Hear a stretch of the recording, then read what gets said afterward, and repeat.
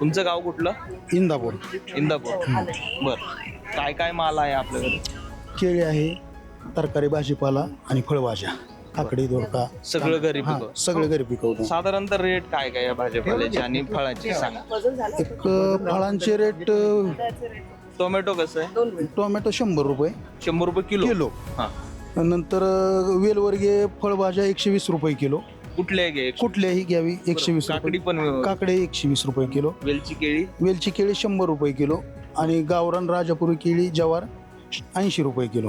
बर, आणि दुधी भोपळा 100 रुपये किलो. लाल भोपळा 100 रुपये किलो.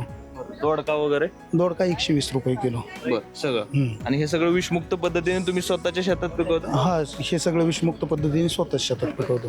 आता तुम्ही थेट ग्राहकांना विक्री करताय. जर तुम्ही मार्केट यार्डमध्ये किंवा इतर ठिकाणी जर विक्री केली असते नॉर्मल बाजारात, तर काय एवढा रेट मिळाला असता?